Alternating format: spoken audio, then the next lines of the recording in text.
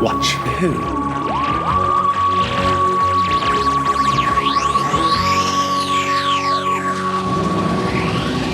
Hello. And welcome to Two Watch Who, a Doctor Who podcast. I'm Mark. I'm Sarah. And I'm a Doctor Who fan. And I'm new to watching Who. Yeah, watching for the very first time. Very first time. Yes, and listeners, you may have noticed we've had a few issues this week because I was working on some of the podcast equipment, just setting up and everything, and we had a bit of an accident and Sarah's gone to a parallel universe. So if she sounds a bit distant... That's why. That and, you know, in this parallel universe, I'm ill and have a cold. So How's the drilling going over there?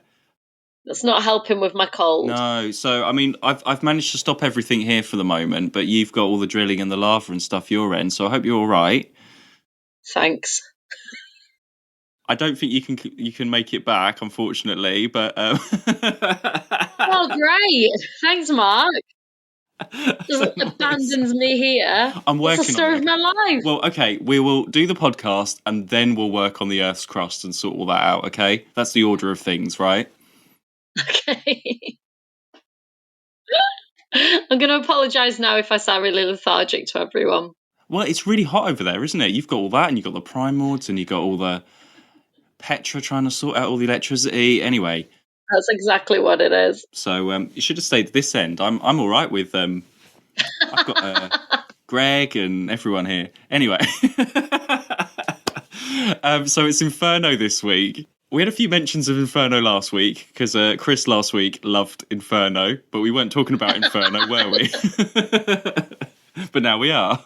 I think Chris should have been on this week's. So we've watched this separately. And obviously we're recording in different universes, so we haven't had a chance to catch up together, so I have no idea what you think about this one. The only clue that I have... So we said, okay, we'd watch some separately in the week, okay, and I didn't get a chance to watch any episodes until the other day, and I was going to message you and say, you know, where are you up to? Because I need to sort of keep in line with you, sort of, so we keep up to date. And I was going to, and I thought, and sometimes, and I do think about doing that sometimes, and I think, I better not. I don't want to like pressure you into watching. And then, but then you text me and was like, I've done 5 episodes. I might do another one. And I thought, okay, there's a clue. You've done 5 episodes, and you might watch another one. You must be enjoying it. Yeah, I did. So, actually, Britbox rant. I thought I'd done 4. And then I was going to do like one the next day, and then we were going to record together. But as Mark said, I'm in a parallel universe. So I missed a bit basically towards the end of an episode. So I went back thinking I'd done that it was episode 4, but actually it was episode 5. So I ended up rewatching episode 4. I was like, I'm sure this was ages ago. I was like, oh, you were further ahead than you thought.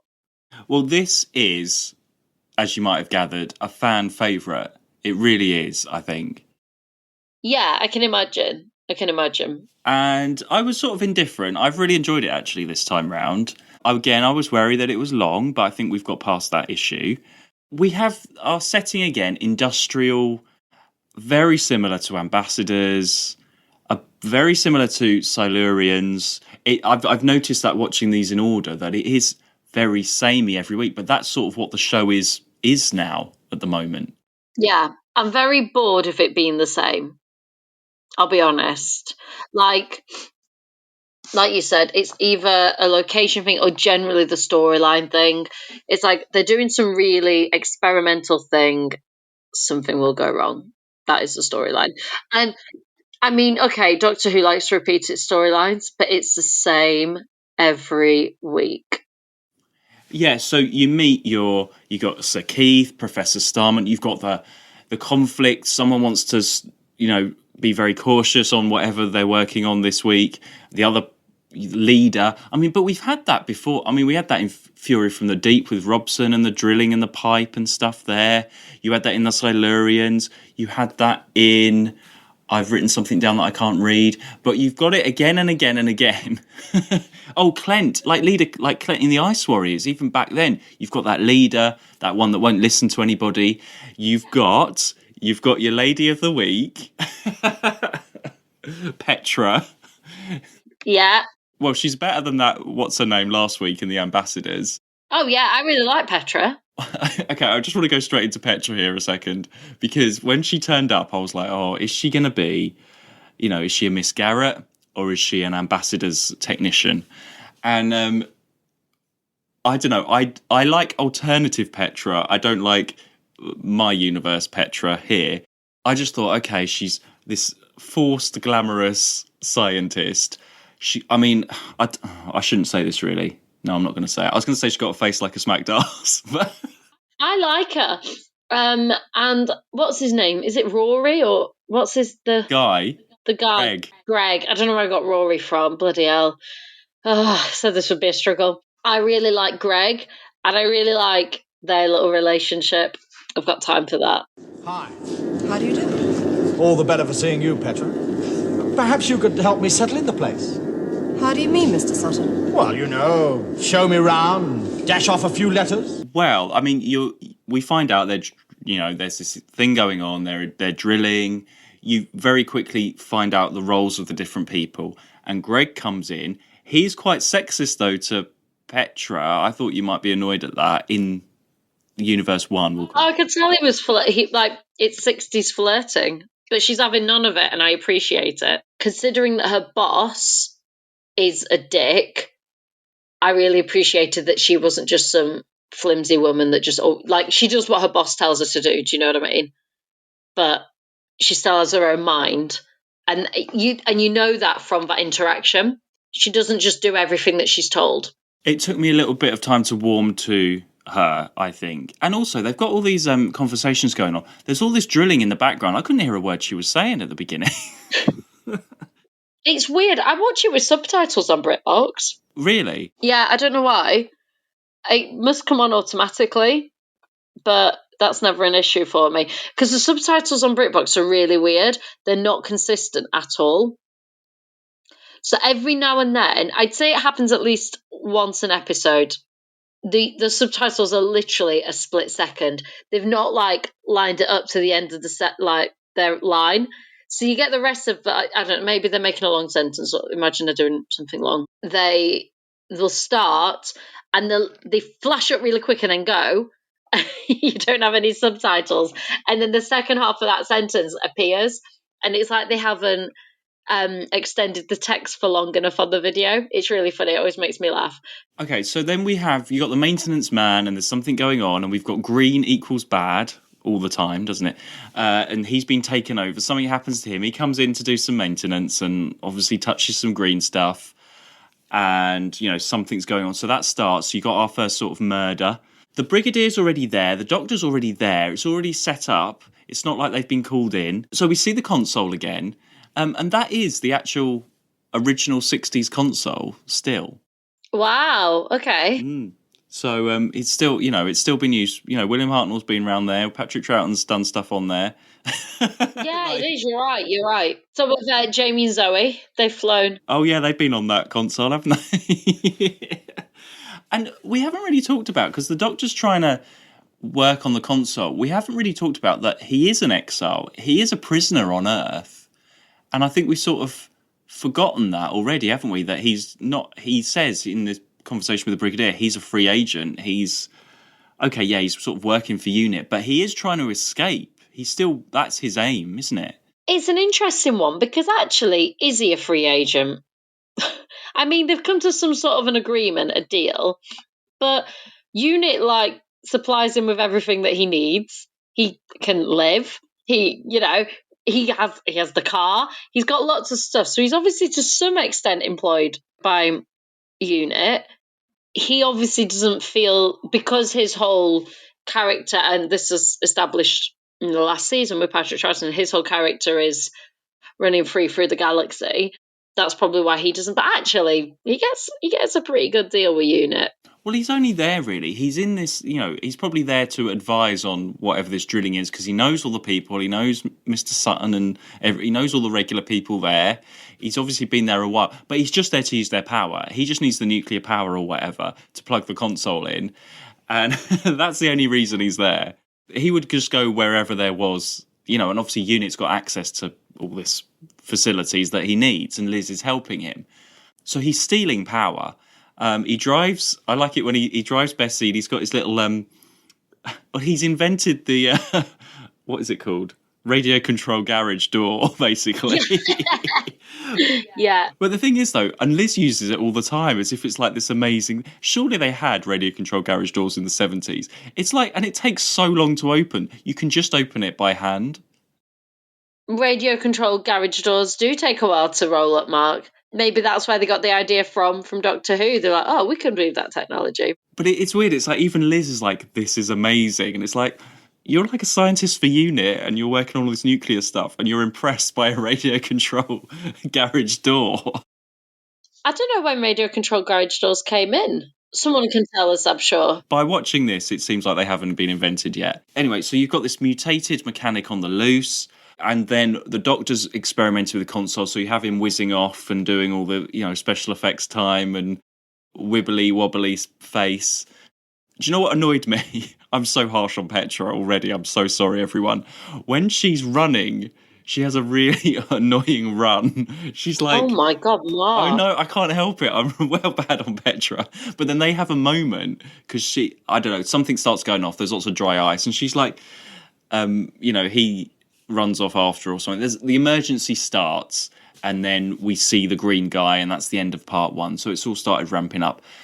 How were you thinking, there's going to be, this is the monster of the week, what's happening? It's very like the Silurians again, isn't it? Yeah, it did remind me a lot of the Silurians, and you're just waiting. Like, I wasn't expecting a monster because I could see that people were getting affected, so I thought it was going to be something that changes people rather than another being that comes and does stuff.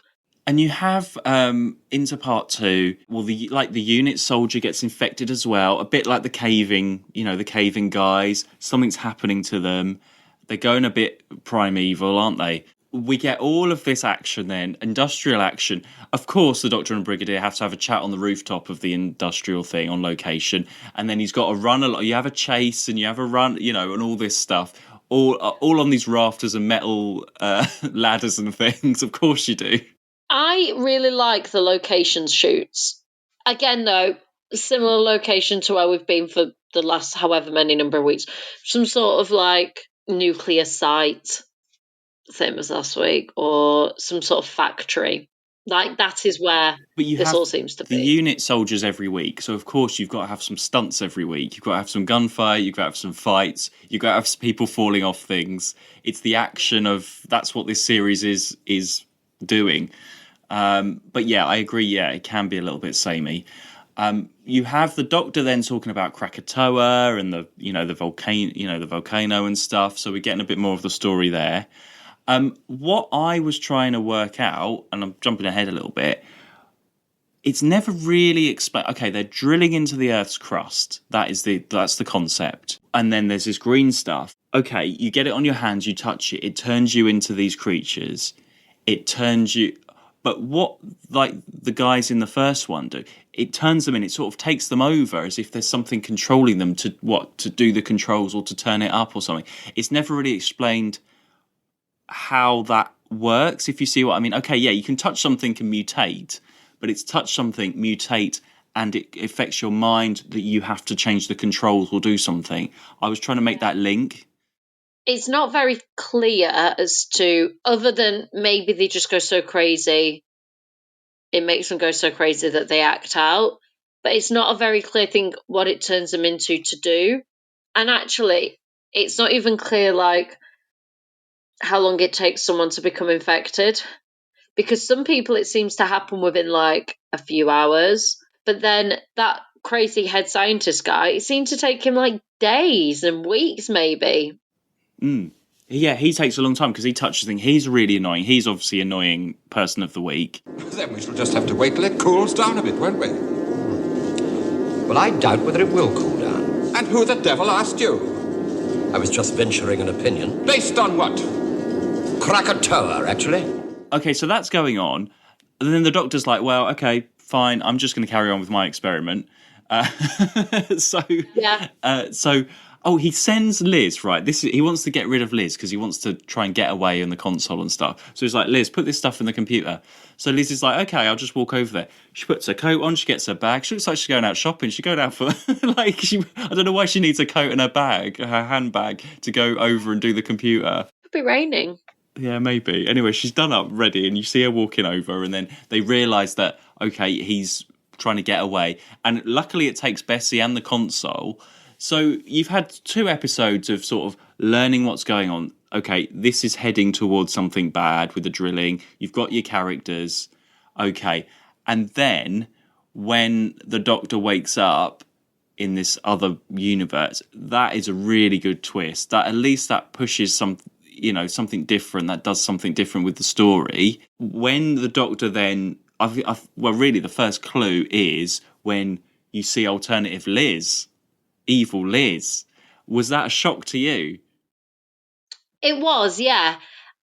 But it was cool. I really liked it.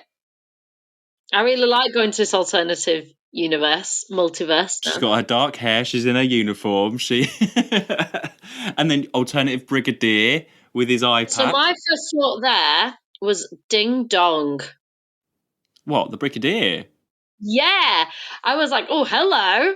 What? Hang on a sec. Are you serious? Yeah. I mean, he turns out to be an absolute dick and a wet blanket, but initially you don't know what's happening. As they would with anything, this random man's just appeared, but he hasn't got his moustache. I was like, forget the scar and the eye patch. I was like, Brigadier without a moustache, ding dong, Have a bit of that, slice of that. Okay. Okay, out of all the things you could have said, I was not expecting that. Oh my God. Are you sure you're okay? Maybe this cold started a few days earlier than I don't know. Maybe I'm in the height of it right now. But no, yeah. I was like, I prefer Brigadier without a tash to with. Well, it gives the Doctor a chance to do a bit more action. We have some Bessie action. You've got the soldiers jumping on the car, and he's doing his, James Bond bit again, isn't he? Then it gets it's really annoying. I don't like it when they're interrogating him. They don't believe him, but you've got to go through all of that. We also have Sergeant Benton back again, who we saw last week. 3rd appearance, I think. So he's becoming a regular now. For you, do you recognise these people again? Are you like, oh, it's Sergeant Benton again, and you're getting to know a few more people? Yeah, and that's nice because normally our recurring characters are just the companions, the Doctor. It is nice having that sort of other familiarity. And I mean, it's great to see all these alternative versions, and then you have the alternative version of all the other, I like alternative Petra. Alternative Petra and Greg, it's good. So they're both going out. They're going out sort of in both universes, aren't they? That's quite nice. They're not going out until the end in either, Mark. Couple of the decade, I'm just saying. I know, they're great. I really like them. There's what I like is it's a relationship that doesn't start, but it becomes. Do you know what I mean? In alternative universe, the Petra and Greg. Yeah. Just checking. The Petra and Greg, they're like on the same wavelength, but they're both quite, angry, feisty. And then she says, isn't she, like, I've got used to you being around. And then at the end, they're like, I think in our universe, Petra and Greg, they're still early on in all that. They haven't got like a disaster to really push them together. But I do quite like that.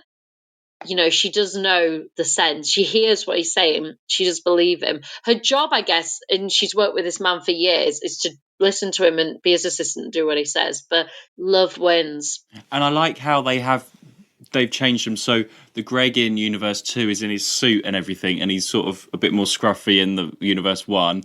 And then Petra is all sciencey and more sort of Liz Shorey in Universe 2. In Universe 1, she's 60s. Glam.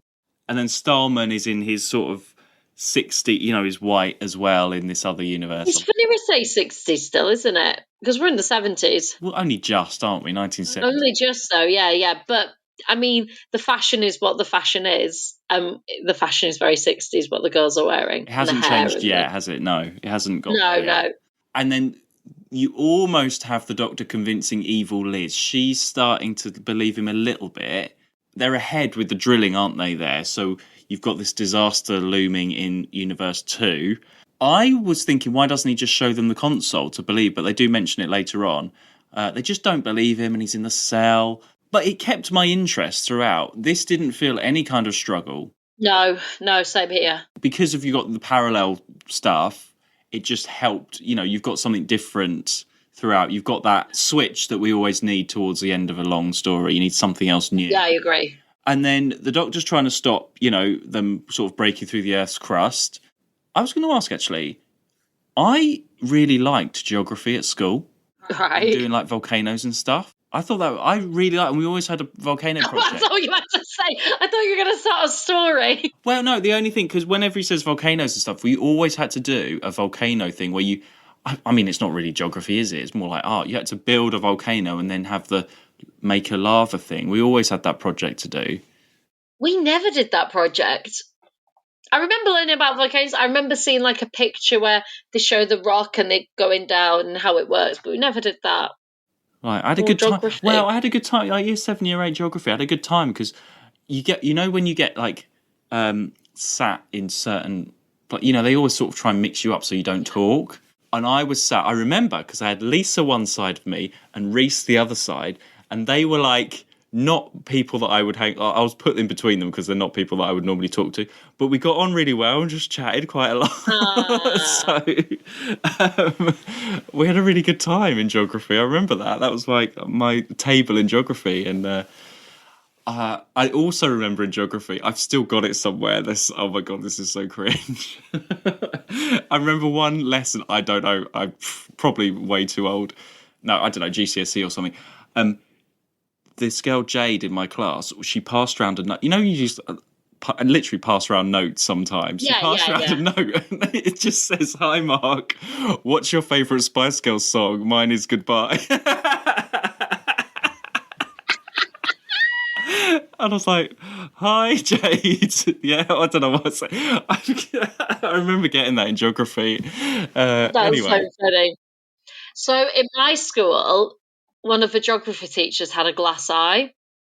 So everyone used to try and sit at that side of the room. As a fact. It's true. It's really bad. It's really bad. But people used to because that teacher didn't seat you. You came in, you sat. He might move you. If you misbehaved, he'd move you. But otherwise, he didn't care. So everyone used to try and sit at that side of the room. I don't know, I don't know how effective that was. Yeah, but surely. When you're year 7, you do stupid stuff. That's what people do. But yeah, anyway, fond memories. Every time there's a volcano or something, I'm like, oh yeah, geography. Oh yeah, geography. Anyway, and actually the titles again with the lava and everything is quite effective. I like these individual titles that we get for these stories. Yeah. Very epic. It makes it feel very epic. And even I like the idea of drilling through to the Earth's crust. It's a great science fiction idea. It's not a reality. As far as I know, in reality, that's not been done. It's probably impossible, I imagine.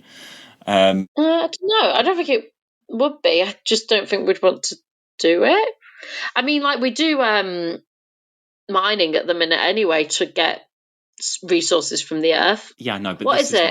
What's RuPaul do on his farm? Oh, fracking. I mean, this is what is this fracking ahead of its time? Is Stallman a frackist? A frackist? A fracker? A frackist. Fracking is. I'm really glad, Mark. This shows our wavelength. I'm really glad that I just mentioned what RuPaul does on his farm, and you were like, "Yep, got it." Well, you said before on here. I know. I'm really happy that how much you can pick up on me. I mean, that's gone quiet. Even in my cold state where I don't even think I'm making much sense. It's gone quiet in the news, all this fracking stuff, so I don't know. I mean... Well, there's other things, isn't there? I think it'll come back because the report came out. I can't remember the name of it. Sorry, guys, I'm poorly. But this report came out for how bad basically the environment report. It comes out every like 7 years, and it's all just like best case scenario is pretty bad, and then worst case scenario is like we're dead. So, but even best case is like, I think in Australia the world temperature is going to go up by 1.5 degrees, so we're going to have a lot more fires and things. And it's normally people do lots of separate reports, but they've put all of it into one report, and it's like 220 scientists from around the world, from different parts of the world, have all put into this one report, and everyone's just like, yeah, shit. Well, I mean, as long as Professor Starman didn't take part in it, I think we'll be all right, won't we? I mean, I think we should all vote Sir Keith Gold, and he'll have it all stopped, and it'll be fine. Him, or what's the other guy? Greg Sutton, yeah. I love Greg Sutton.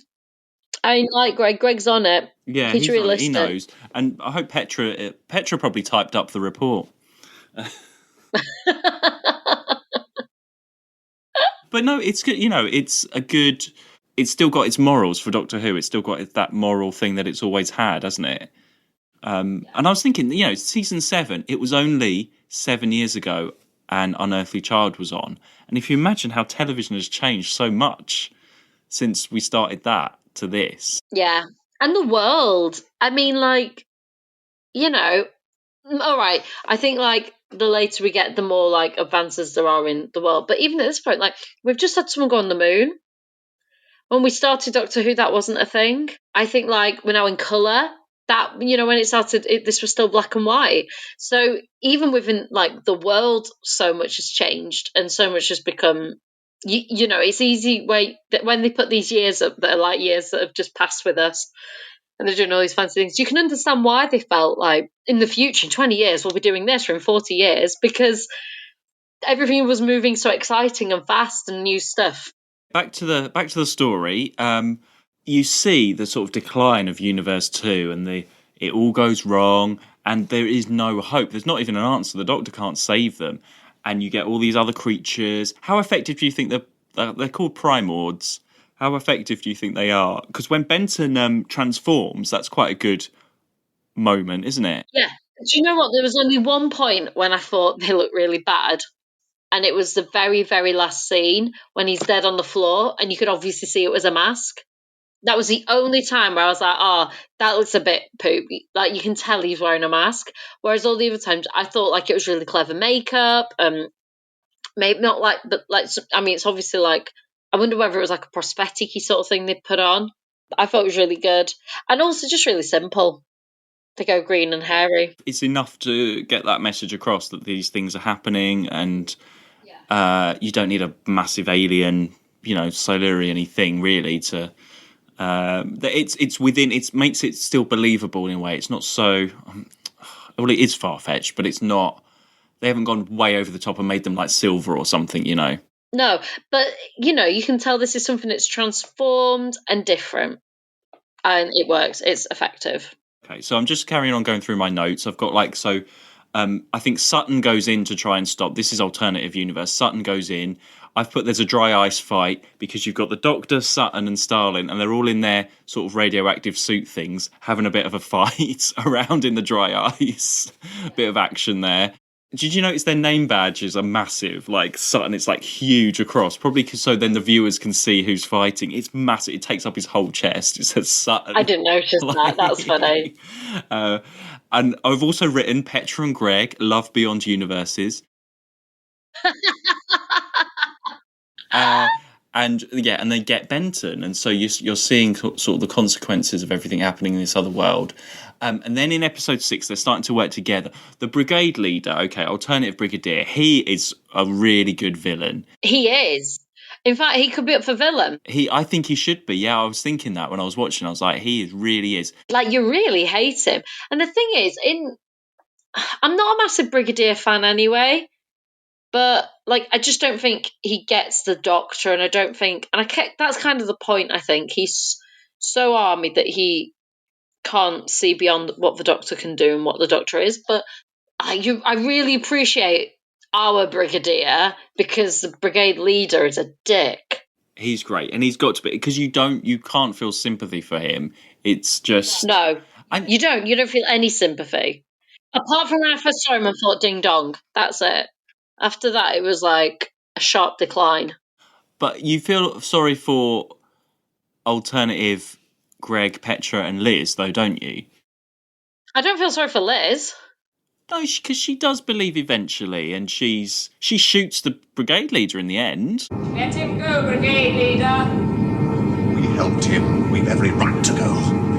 I'll give you until 3, Doctor. 1. You'll have to shoot me, brigade leader. I have no intention of taking him. 2. 3. Now's your chance, Doctor. Oh yeah, completely. But she's badass, even in alternative. She's like such a strong woman and character. Even in the alternative universe, the men do as she says. But I really like the scene because the Doctor is talking to her, and he says, "Did you ever want to be a scientist?" And there's something there, like the world has changed her. She could have ended up as our Liz, but whatever circumstances happened. So I feel like there is something under there, and she plays it like that. So I don't think she's bad through and through, like a villain like the brigade. I don't think she's bad. I don't think she's bad. I think she's badass. But then I feel bad that she's left there to die. Yeah, but that's what I think. Like, I don't think she's a bad person. I think she's a strong woman, and she's doing what she thinks is right in that universe. Well, I would say in Universe 2, well, the brigade leader has a massive go at Petra because she's trying to sort out... They're trying to basically... There's nothing they can do. The world is heating up, or it's all going wrong. Everything's blowing up. The Doctor needs to try and get the power for the console to get back, and so they help him. Petra can't do it, but she goes back to try and do it. I mean, I'm like, bravery award there for Petra number 2 to go back and do it. And that is really, I mean, we've skipped right ahead here. End of episode 6 is a really good cliffhanger. That's when you see all the lava coming through. Go on, Doctor, go now! I can't, it's still too erratic. You can feel the doom and the end of the worldness of it.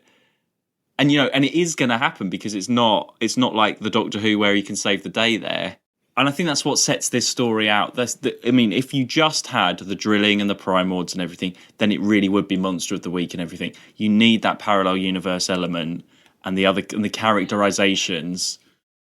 I read afterwards that apparently the writer for this story was friends with the producer. I don't know, I can't remember. And basically, he had this idea, and it was the producer that decided to add the parallel universe, was like, you should include this so it can be 7 episodes. So his original story would have only been like 3-4, which was like going to the core, this sort of idea. And he was like, and it was this producer guy that was like, if you want it, it needs to be this long. What if they go somewhere else and it's happening at the same, that was his idea. So there you go. Been reading up on things. Keeping informed. Well, then we have in episode 7, reverse all the systems. Liz, like the Doctor goes back, got to like try and sort stuff out. So Keith is okay in Universe 1. It's the same time, the same place, but there's different outcomes. So we have that. And then the Doctor just goes in. He's like, you got to stop it, and just starts like vandalizing everything. I don't know what else you could do. It works. The Starman there gets turned into, he puts all the slime on his face, he gets it, and it's wrapped up. There was a line just before it. So Keith says something like, but there's nothing, like, we haven't got the protocols to warrant an emergency thing. And then that lifts up and you see that he's like turned into a monster. It probably made me, I was like, there you go. There's your thing to go about an emergency situation. Yeah, I noticed that. Yeah, it's like, there's no evidence that there's an emergency. Yeah, there's no evidence to emergency. And, it's for all those 7 episodes, then it just suddenly, okay, yeah, last minute countdown gets sorted out. Everybody takes it very seriously. And I like, no one's sending it up. No one's doing an over the top performance. Even with the scientist Starman and that, it's played. Everyone's taking it so seriously. Oh, it's really good. It is really good. And then you've got comedy moment, lol ending, where the Doctor's like, Doctor and Brigadier fall out, and then he's like, oh, I'm off, and then he doesn't go, and then there's Liz at the end, ha ha ha. I mean, I genuinely thought the Doctor was going and to get out of there. So, and then when you see him at the end, I was like, oh. So, yeah, it is quite good. Well, that is the last story of this season. Really? Bloody hell, that's gone quick. That's the end of season 7. Are we in our Oscars already? Yeah. Oh my God. We've only got 4 stories. Yeah, we've only had 4 stories. Oh my God. Yeah. That's so short. I mean, it shows such a format change from last season. I can't believe we've already got at Oscars. But we've had been some really good characters in this one. I feel like the characters in this, I don't know if it's because we've had 2 versions of them. They've stood out more to me than any other characters in this season that we've had. In this story? Yeah, in this particular story. Like, I miss old couples. Well, yeah, we didn't have any chance for an old couples, but we had 2 lots of Petra and Greg, so that makes up for it, doesn't it? That's true. So that made up for it. No old people, but we had a romantic love interest. Do you know what? Petra and Greg are the new Leo, Ryan and Tanya. Yes, they are. I mean, they're no Ganitus, Sabitha, but they're definitely the new Leo Ryan of the 70s. Definitely, absolutely. So, but what? Okay, so I love a good workplace romance. I know. Do you know what? That is my favourite part of this story. Workplace romance. Petra and Greg. Everyone, you're going to hear a lot more about Petra and Greg from now on. I need to think of a T-shirt for them. Passion for Petra and getting it on with Greg.